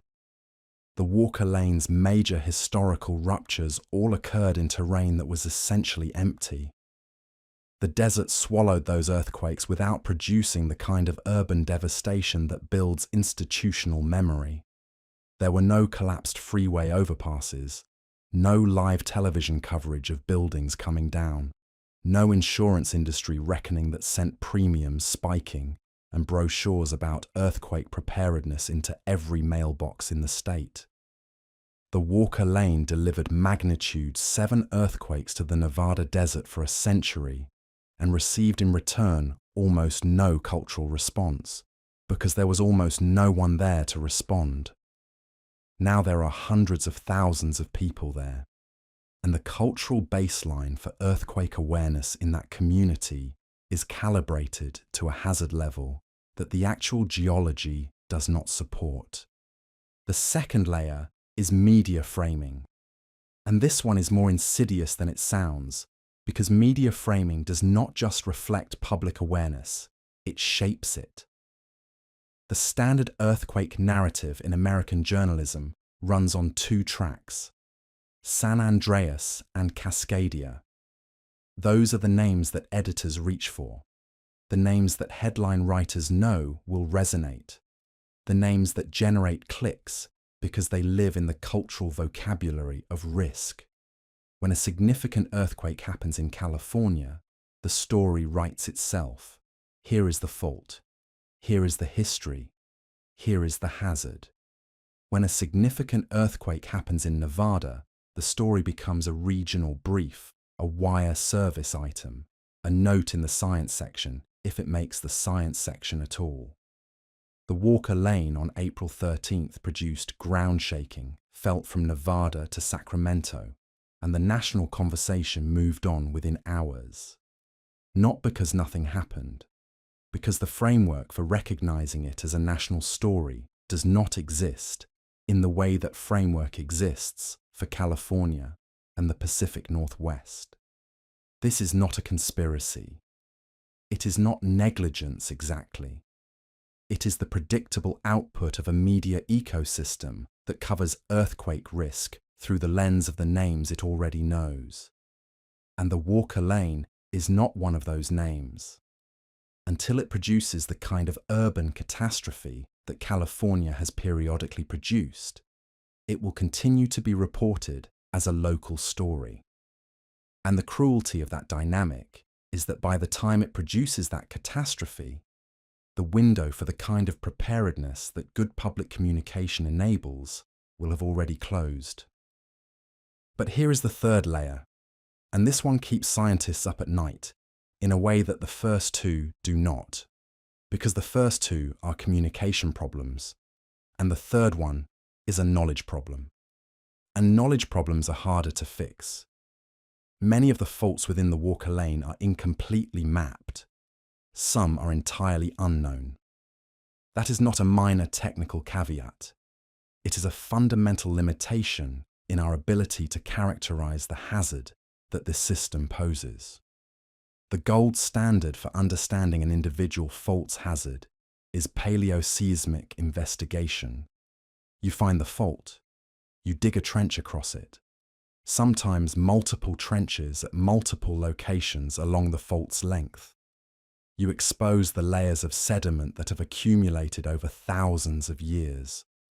You look for the evidence of past earthquakes, disrupted layers, collapsed sediment, fissure fills, and you date them using radiocarbon dating, luminescence dating, and other geochronological techniques. Done well, this process tells you when past large earthquakes occurred on that fault, how large they were based on the amount of offset, and therefore what the recurrence interval looks like. It gives you a quantitative hazard picture. Not perfect, not precise enough to tell you when the next one will happen, but informative enough to feed into hazard models, building codes, land use decisions, and emergency preparedness planning. For the major well-known faults of the Walker Lane, the ones with clear surface expression, long surface rupture histories, and enough scientific attention, this work has been done to varying degrees. The paleoseismic database for these faults is reasonably good, not as complete as scientists would like, not as spatially comprehensive as the region deserves, but it exists and it informs the current hazard models. For the secondary and tertiary fault strands, the shorter structures, the buried faults, the strands that have not produced surface rupture in the recent geological past, but may be critically stressed right now. The paleoseismic record ranges from sparse to non-existent. These are faults that show up in geophysical data, faults whose existence can be inferred from the regional stress field, from subtle topographic signatures, from anomalies in gravity and magnetic surveys.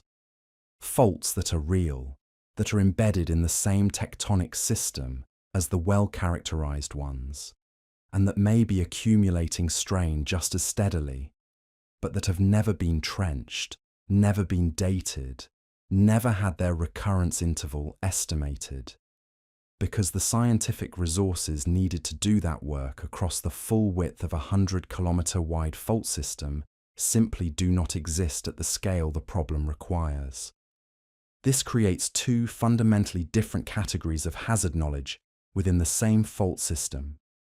In the first category, faults where you know it is dangerous, you know roughly how often it has ruptured in the past, and you can produce a probabilistic estimate of future rupture that is imprecise but useful. In the second category, faults where you know it is dangerous, the GPS data tells you the overall system is straining at a rate that requires significant seismic energy release, but you cannot tell which specific strands are taking most of the load, which ones are approaching failure, or which ones might rupture next. You have the regional budget. You do not have the line item breakdown. The April 13th earthquake happened in a part of the Walker Lane, the northern Nevada section near Silver Springs, where the subsurface fault characterization sits closer to the second category than the first. The specific fault strand that ruptured was not among the most comprehensively studied segments of the system, and in the days following the main shock, the aftershock sequence has been doing something that aftershock sequences always do in under-characterized fault zones. It has been revealing geometry.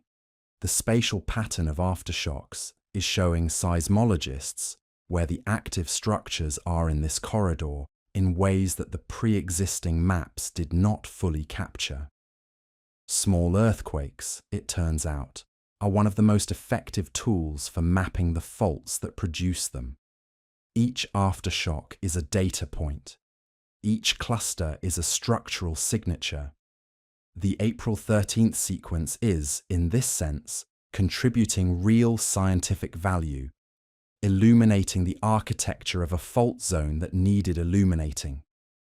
But here is the honest limitation of that process. Aftershock data tells you where the faults are that are currently active. It does not tell you when they last ruptured before April 13th. It does not tell you how large those past ruptures were. It does not give you the recurrence interval. For that, you need trenches. You need sediment cores. You need years of patient, careful, underfunded geological fieldwork in a desert region that does not make the front page. And that work, the work that would give the growing communities of northern Nevada the fault characterization their actual hazard level demands, is ongoing, underfunded, relative to the scale of the problem, and years to decades away from being complete. In the meantime, the faults are doing what faults do. They are loading. They are accumulating strain at the rate that GPS confirms, 10 to 12 millimeters per year into the Walker Lane system, year after year, distributed across fault strands that we have mapped and fault strands that we have not. The energy budget is real, regardless of whether we have completed the accounting. The Walker Lane does not wait for the science to catch up before deciding when to rupture. We are, in the most literal sense, dealing with a system we do not fully understand, in a region we did not fully watch, that just reminded us on April 13th that it does not need our attention to keep moving. The blind spots are not gaps in a map. They are gaps in our preparation, and the communities living above those gaps deserve better than a fault system that is more studied in the aftermath of its earthquakes than in the years before them. In the days following the April 13th main shock, the aftershock sequence continued to evolve in ways that seismologists monitoring the data found both informative and, in a few respects, worth watching carefully. The spatial pattern of aftershocks, elongated along the northeast to southwest structural trend of the Walker Lane, with some apparent clustering suggesting multiple fault strands contributing to the sequence, remained consistent with what a complex multi-fault Walker Lane activation event would look like. The temporal pattern showed the expected general decay in frequency, but with enough irregularity in the decay rate to keep the monitoring picture from being immediately clean and straightforward. The question that underpins all of this monitoring work is whether the Walker Lane system is rebalancing itself around the April 13th rupture, essentially settling into a new equilibrium, where the crust accommodates the stress change from the main shock through distributed aftershock activity and then gradually stabilizes, or whether it is in the early stages of a more extended sequence that could include larger events on adjacent fault strands. This is not a question that can be definitively answered in the days immediately following the main shock. Seismological practice has developed statistical tools for assessing this. Models that use the early aftershock sequence to estimate probabilities for various possible future outcomes, including the probability that the sequence will escalate into something larger. But all of these probabilistic assessments carry wide uncertainty bounds in the early period, because the key distinction between a routine aftershock sequence and a foreshock main shock aftershock sequence involving a larger event often only becomes clear in retrospect.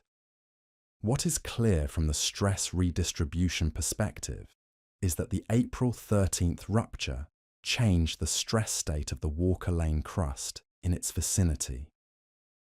The specific geometry of that change, which nearby fault strands saw their Coulomb failure stress increase, and by how much, can be modelled using the inferred fault plane solution and rupture parameters from the main shock. These models are being developed by the seismological community as of the days following the event. They will eventually provide a detailed picture of which portions of the Walker Lane were stressed closer to failure by the April 13th rupture. whether any of those portions are close enough to failure to represent an elevated short-term rupture. Probability is something the models will attempt to quantify with appropriate uncertainty. The fundamental point, which connects directly to the Walker lane's character as a networked fault system rather than an isolated structure, is that the April 13th earthquake did not happen in isolation. It happened in a system. The system responded with aftershocks distributed across multiple fault strands, with stress redistribution across a wide area of the Walker Lane deformation belt. The crust of western Nevada is not static. It is actively adjusting to the energy release of April 13th in a process that will play out over days to weeks before it truly stabilizes. And it is doing so in a system that, by historical record and by the physics of its fault geometry, is capable of producing additional large events in the same corridor on timescales ranging from minutes to decades. Every significant earthquake produces a rapid proliferation of alternative explanations on social media and in certain corners of the internet. The April 13th event was no exception. Within hours of the main shock, claims began circulating that the event was caused by high-frequency active auroral research antenna testing, by underground nuclear detonations, by directed energy weapons, or by other non-tectonic mechanisms whose proponents feel the scientific establishment is not honestly discussing.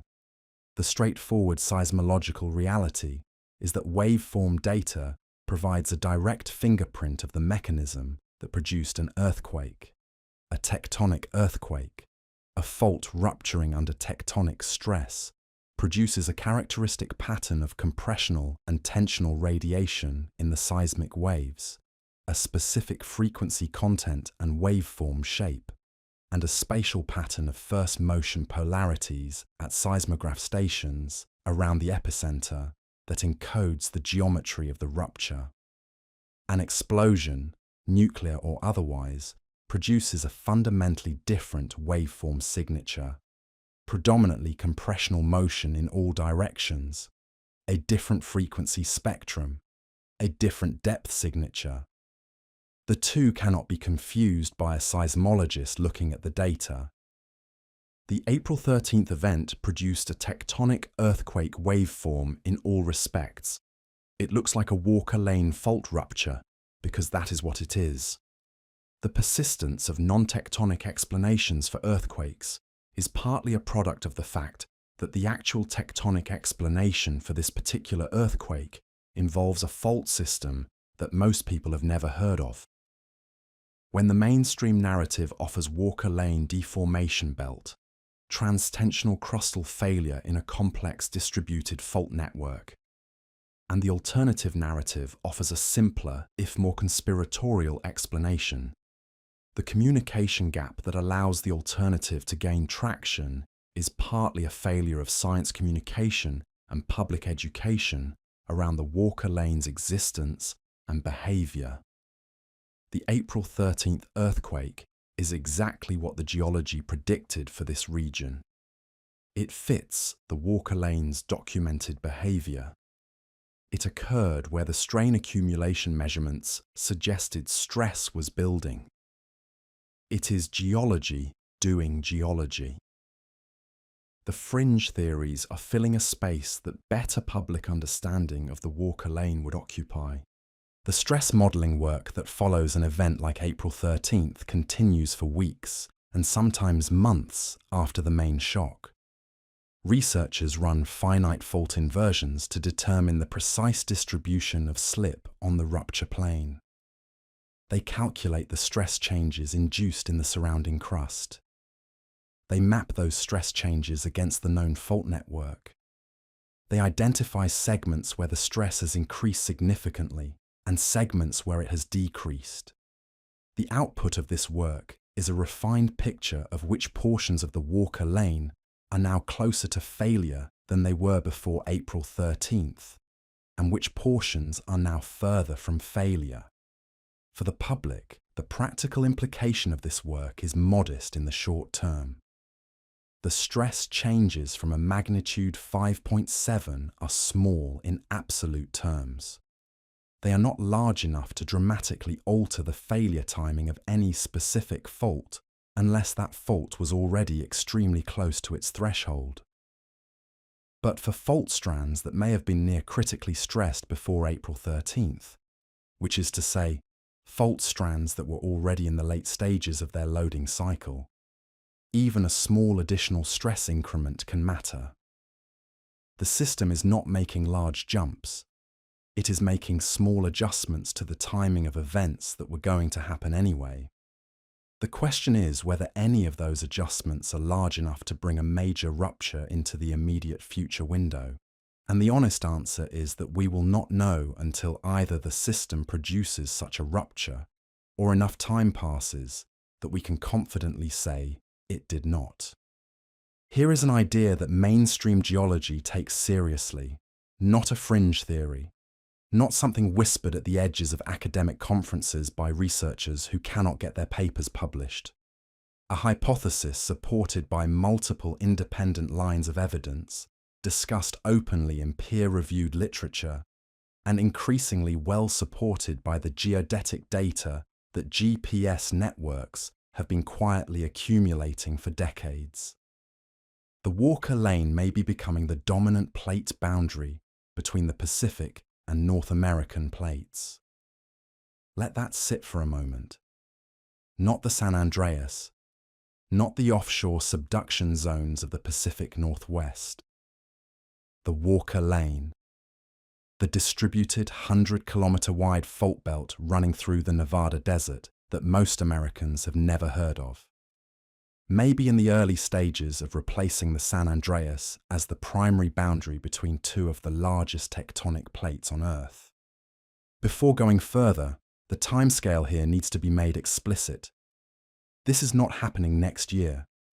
It is not happening in your lifetime, or your children's lifetime, or the lifetime of any human civilization we can meaningfully imagine.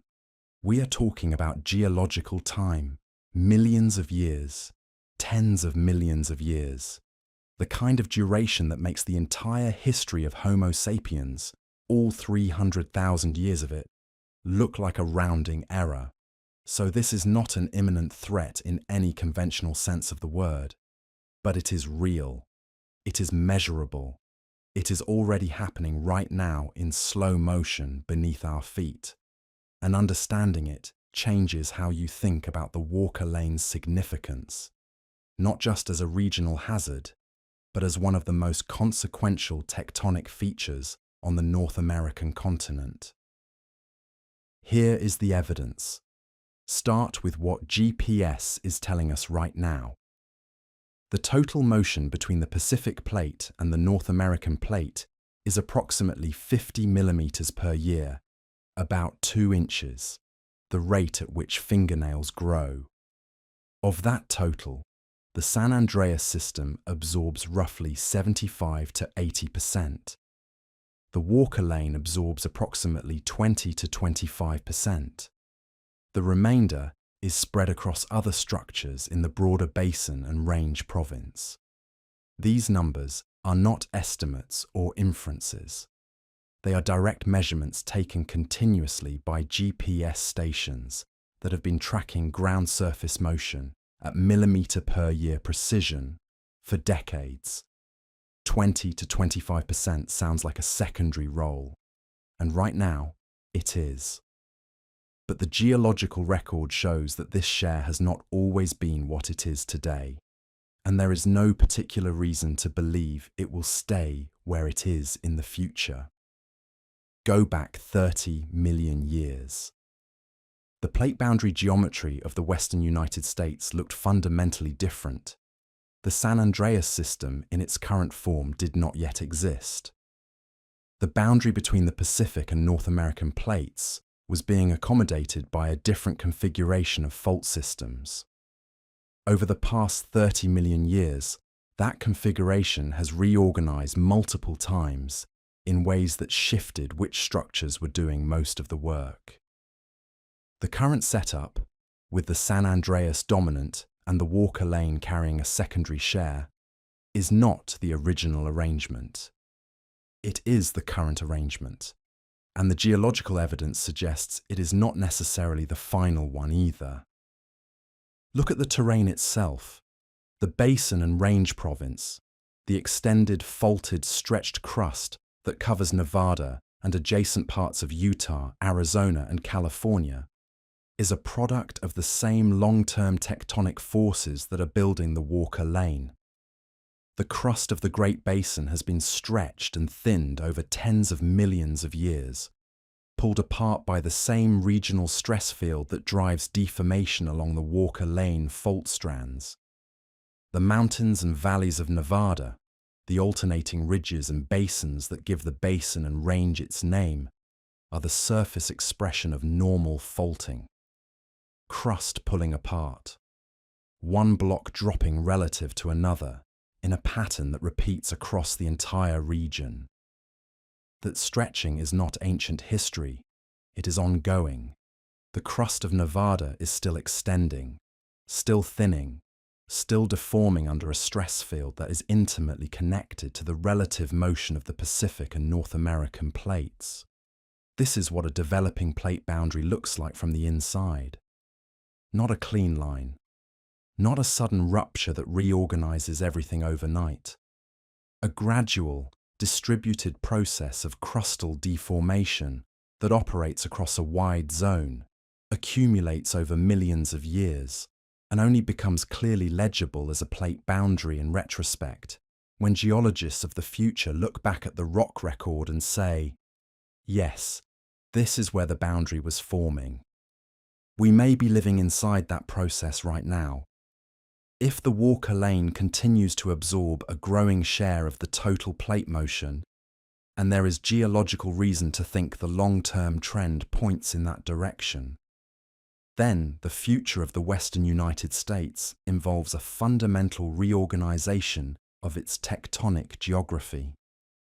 The Sierra Nevada, currently a relatively stable crustal block that sits between the Walker Lane and the California coast, acting as a kind of buffer between the active fault belt and the Pacific, may eventually be incorporated into the deforming boundary zone.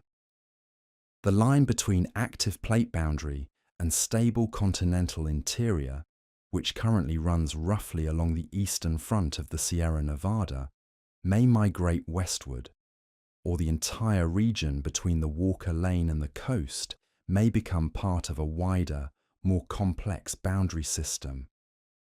What that means in its most extreme long-term projection is that the geography of seismic risk in the American West may eventually look very different from what the USGS hazard map shows today.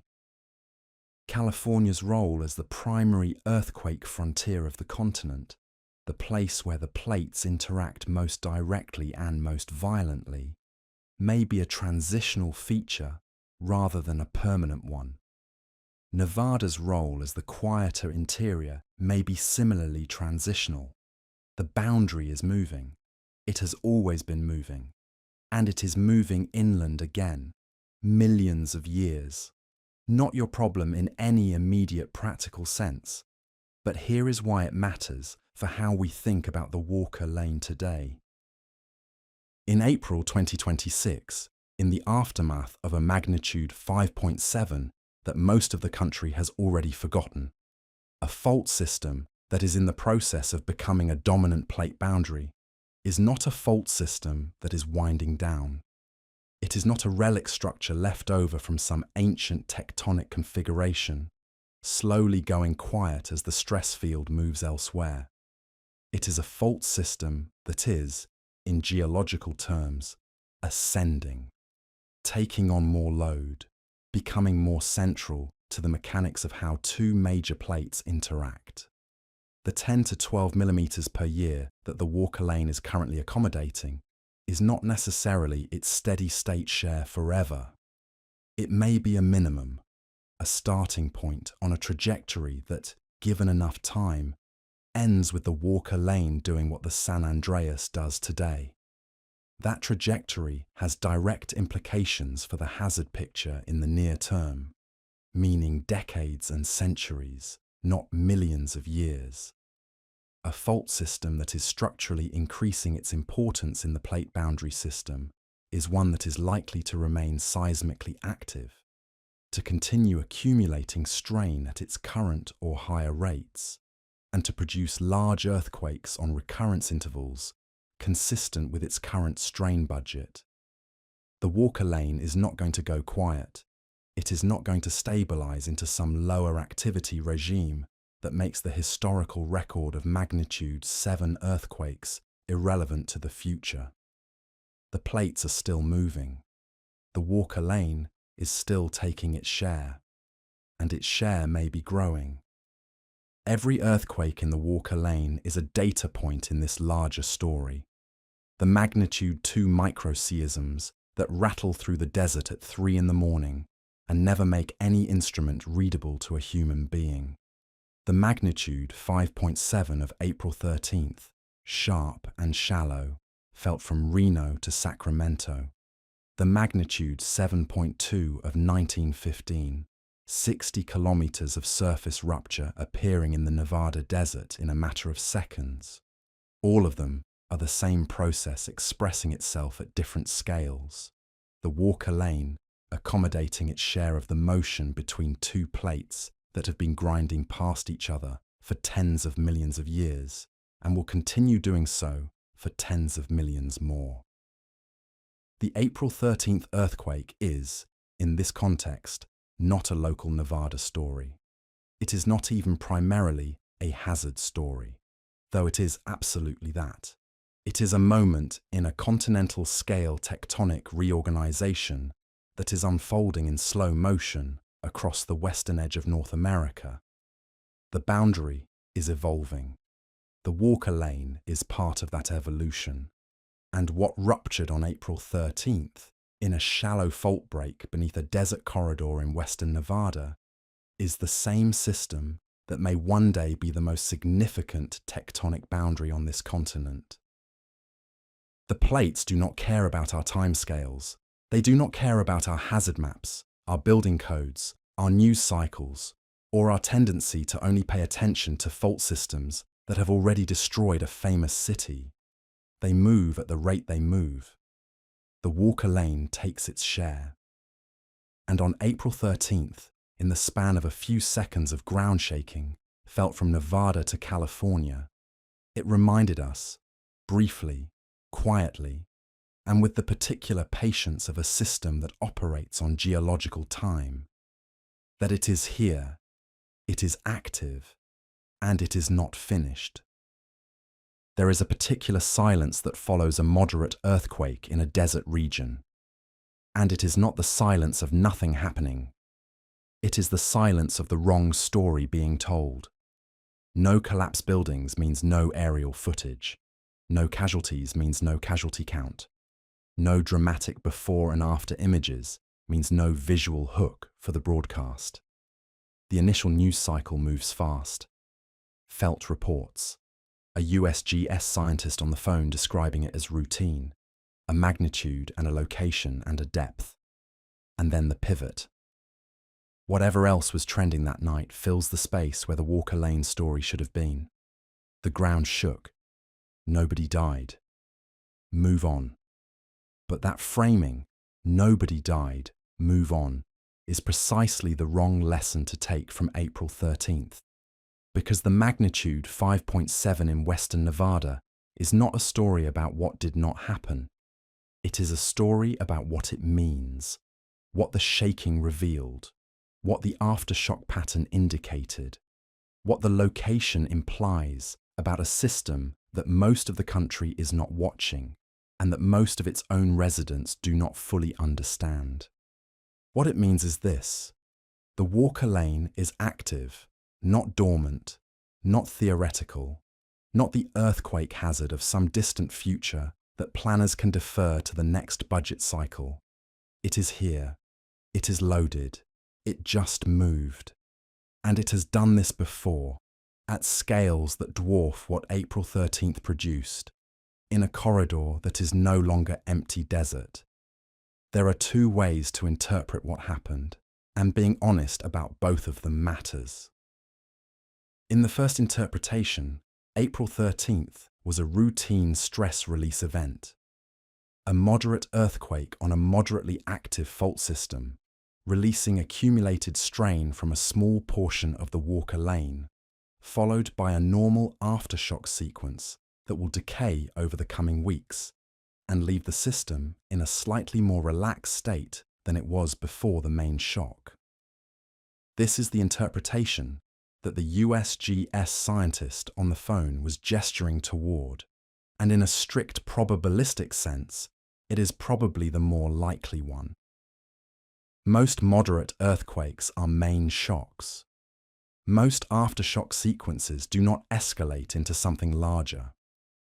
Most of the time, the crust processes these events quietly, rebalances, and moves on. The 5 to 10% probability that any given moderate earthquake turns out to be a foreshock means that 9 times out of 10, it does not. Statistically, routine is the most likely answer. But here is the second interpretation, and this one deserves to be taken seriously, not as a prediction, but as a possibility that the Walker Lane's own history forces us to keep on the table. In the second interpretation, April 13th was a diagnostic event, a seismological stress test that revealed the Walker Lane's current state of activation. That demonstrated, with real ground motion felt across two states, its capacity to produce wide area shaking from a relatively moderate rupture. That generated an aftershock sequence elongated along the structural trend of the fault system in ways consistent with multiple fault strands responding to a common regional stress field. In this interpretation, April 13th is not the story. It is the opening statement of a story whose next chapters have not yet been written. And the Walker Lane's own history tells us what those chapters can look like. December 16th, 1954. The Fairview Peak Fault ruptures at magnitude 7.1. A massive earthquake by any measure. Surface rupture visible from the air. Ground displacement measurable in meters. Shaking felt across a huge area of central Nevada. Seismologists begin processing the data. And then, 4 minutes later, the Dixie Valley fault ruptures at magnitude 7.0. A second major earthquake, on a different fault strand, 40 kilometers away, triggered by the stress change from the first one. 2 magnitude 7 earthquakes in 4 minutes. The Walker Lane in 1954 demonstrated, in real time, that it does not produce isolated events. It produces sequences. It produces chain reactions. It is a networked mechanical system that can take a rupture on one fault strand and translate it, through Coulomb stress transfer, into a rupture on the next one, sometimes within minutes. The 1915 Pleasant Valley rupture, the 1932 Cedar Mountain rupture, the 1954 double event, 4 magnitude 7 or greater earthquakes in 111 years in a system that is still loading, still straining, still accumulating the energy that GPS stations measure at 10 to 12 millimeters per year, year after year, without pause. The Walker Lane's modern seismic history is not a history of isolated events separated by coincidence.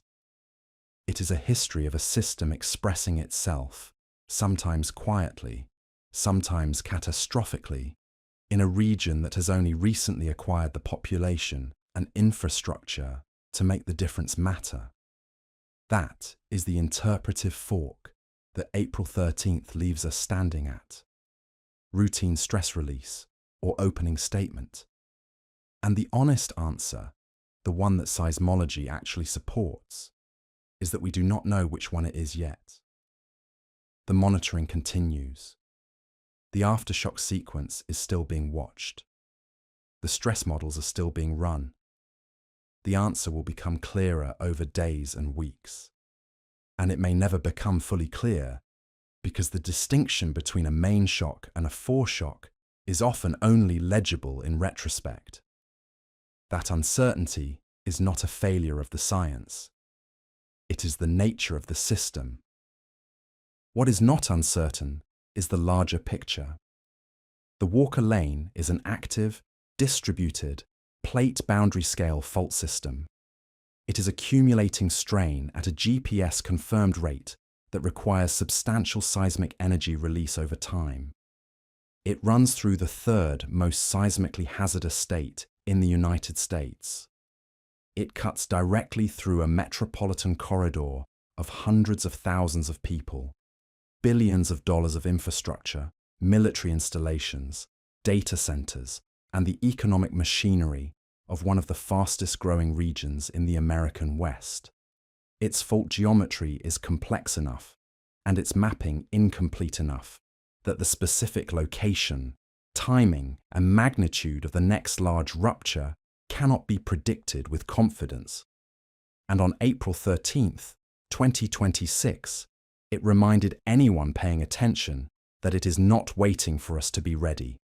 The April 13th earthquake exposed the Walker Lane to a moment of public attention that it rarely receives. The question, and this is the question that matters most, the one that determines whether April 13th produces any lasting consequence beyond the seismograph record, is whether that attention is sustained, whether it translates into the geological mapping programs that the region's fault system desperately needs. The paleoseismic investigations that would give planners and engineers actual recurrence data for the faults currently characterized as unknown. The infrastructure assessments that would honestly evaluate how Reno's bridges, Carson City's government buildings, and the Interstate 80 corridor's critical transportation links would perform in a Walker Lane magnitude 7.2. The public education campaigns that would give the hundreds of thousands of people who have moved into this corridor in the last 2 decades the earthquake awareness that their actual hazard level demands.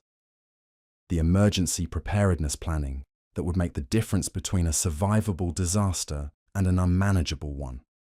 Whether any of that happens is a political and institutional question, not a geological one. The geology has already made its case. It made the case in 1915 when Pleasant Valley ruptured at magnitude 7.2 and 60 kilometers of desert floor tore open in seconds. It made the case in 1954 when the Walker Lane delivered 2 magnitude 7 earthquakes in 4 minutes to an empty basin in central Nevada. It made the case again on April 13, 2026, when a magnitude 5.7 in the Silver Springs corridor sent shaking across a mountain range and into the California Central Valley, and generated an aftershock sequence that is still being analyzed as this documentary goes out. The geology keeps making the case. The case keeps being filed and forgotten. The Walker Lane does not care whether we are paying attention. This is the thing about tectonic systems that is simultaneously obvious and somehow easy to lose sight of in the daily noise of the news cycle. The plates are moving at the same rate they moved before April 13th. They will move at the same rate after the aftershock sequence fades and the USGS press release drops off the search results, and the next news cycle arrives with something louder and more visually compelling to replace it.